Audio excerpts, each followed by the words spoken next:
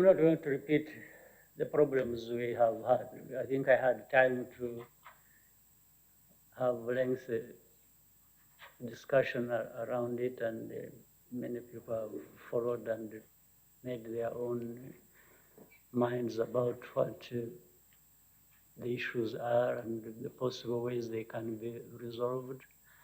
But at one point, it came to having the leaders of the two countries meet, discuss how we can resolve whatever issues at hand. That resulted into two meetings we had in Angola. And the second meeting resulted into a package of some understanding and commitment we can make in resolving the issues. And following that, there was a meeting in Kigali, bringing together Rwanda's officials and Uganda's officials to talk about what needed to be done. I think that meeting went well, and again, there was supposed to be another meeting 30 days after that in Uganda.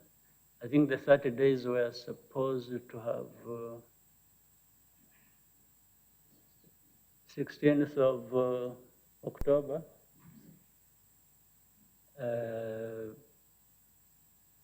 It didn't happen. Maybe for, I don't know, I'm not fully knowledgeable about why it didn't happen, but I'm fully aware that it didn't happen.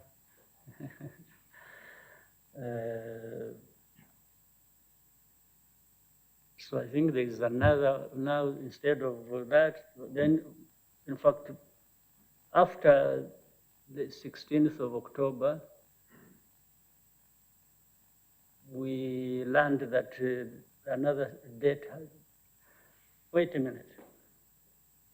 The official communication about the meeting that was supposed to be taking place on the 16th of October, now being suggested for 13th of November, did not reach us until we read it in the papers. Then after reading it in the papers, we received the official letter. Well, that has its own meaning, which I know, again, I'm not very knowledgeable about. But nonetheless, when it was approaching the 13th of November, we haven't reached there yet, right? Sometimes I forget which month we are in, so. We got another indication that it may actually not be now taking place on the 13th of November, it might be when? Which? 18th. So we are okay with that, with whichever dates anybody, for whatever good reasons they have, they suggest.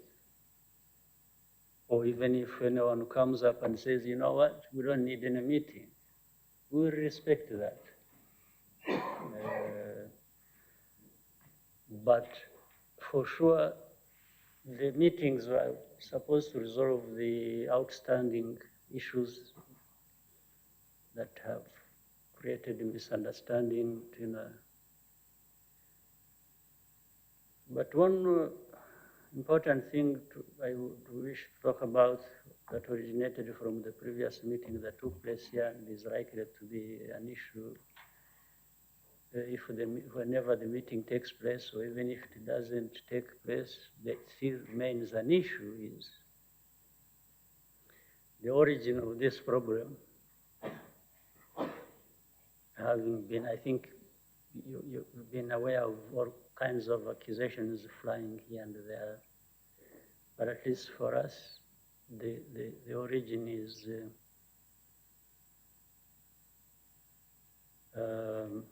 having people whom we have seen in on trial with the judiciary, who have been fomenting trouble inside the country, in neighboring countries, and having a connection and origin with otherwise brother neighbor. And we talked about that well before. We discussed it, we raised it with Uganda. There was always denying there is no connection on that, until you have people who actually who are in custody, who are going through the courts of law, who are even providing evidence, because they've been a part of that whole instability that was aimed at us. Then the second problem being the Rwandans who have been arrested over a long period of time. You are aware of people, because some of them have been released, it has been on camera, it's not fake news, it's real. People have received them at the border, and they tell the stories of how some of them have been in prison for 2 years, 10 months, 9 months, 6, a month, 6 weeks. And the story is consistent with all of them, of how they are arrested. One, they say they were in Uganda illegally. Or initial story we had been told, these people are arrested because they are spies, meaning Rwanda is interested in knowing things in Uganda. Of course, the implication is Uganda is not interested in knowing things in Rwanda. So the spying is one way. I have not known history that tells me that you have that situation happening one way, if it were to be true. But that's okay. That we shouldn't take much time on that. But then the issue also became, okay, if you have people who you think are there illegally or have committed crimes or are spying, and do you really arrest people, pile them up in their hundreds, and you fail to put one, even one, in the court of law and have them charged and tried? Just even one out of hundreds. So the moment that you say you cannot do that, or you are not able to do that, it tells a different story. And this has always been our concern. We have always heard them say, we respect your sovereignty, we respect your institutions, we say, but you are arresting Rwandans, and the reasons you are giving don't add up. From the beginning, from the first group they arrested. But we also told our brothers and sisters there that we actually know the story that where these arrests originate from, and even the source. It's the same people that we have arrested who are here, the same organizations that are operating in our neighboring countries and beyond, that because they are of association with this country, they started saying, you know, these Rwandans know that we are here, or they have accused you of us operating here. How do they get the information? They must be getting information by having Rwandans who come here knowing this story. And then they are the ones who started showing the government institutions there. You see somebody and say, this man must be working for government. This man is not your friend. You know, even some, in fact, what is interesting is that some of them, and even the ones you have here, or those who have been released, they were arrested after some people had approached them to recruit them into these organizations, these rebel groups, and they refused. When they refused, then the punishment is, okay, you are refusing because you are with the government. So then they tell the security people that this must be an agent of Rwanda. And, but from the beginning, we had told people that, in fact, you know also that we advise our people not to travel to Uganda for the very reason we have had relatives of these people who are arrested, who have been arrested, coming to government institution and saying, no, we've got somebody missing when they went to Uganda for this, we got this. Then, so I said, but we raised it with the Uganda government through the embassy and foreign affairs there in Uganda. Every time we got such a complaint, we raised it. Every time we raised it. There are hundreds of them. And then we told Rwandans, we see, when it comes to you people being arrested in Uganda, there's little we can do about it, other than raising it with the government institutions and the government. And the response we get all the time is that these people have gone there to do wrong things, and they have been incarcerated, and nothing, so there's nothing. So the only advice we can give others whose family members or friends have not been arrested is just don't go there.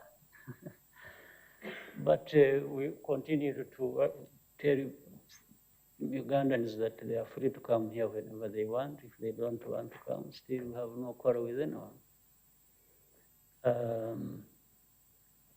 So I don't know, maybe I gave you too much more than you really asked for, but the story adds up to a fact that, yes, the efforts have been there, we are still pursuing them, but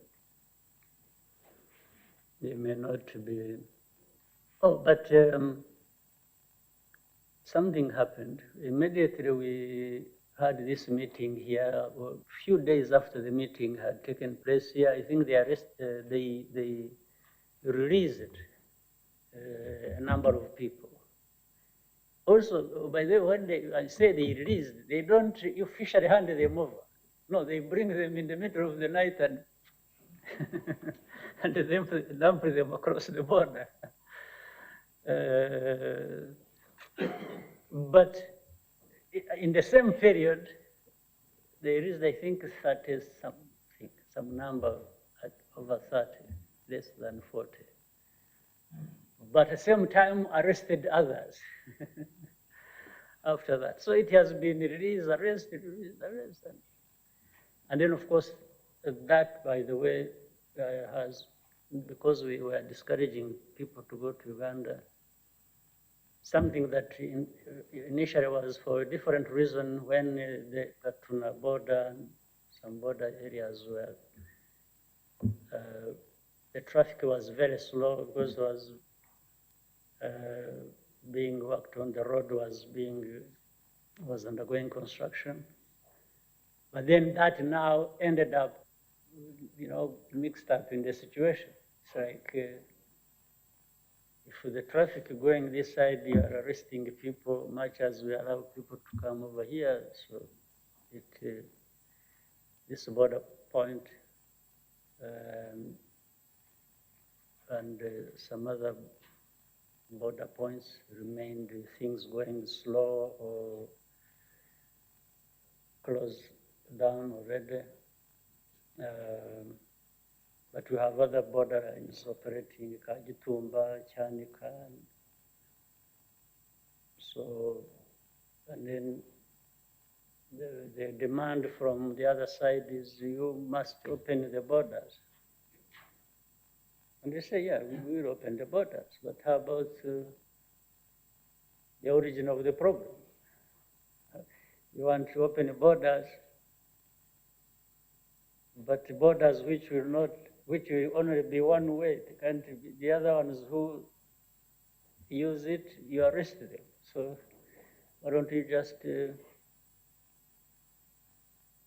because if you are talking about trade, you want open borders, but you arrest people using the border points. So do you want goods to just move like these driverless vehicles? They just cross the border without people. It's going to be difficult to find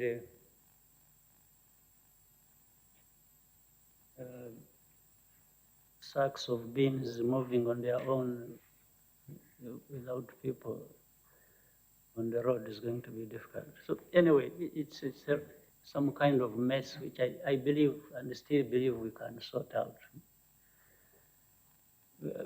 We should be better than this. We know better than this. We should be better than this. We can definitely do better.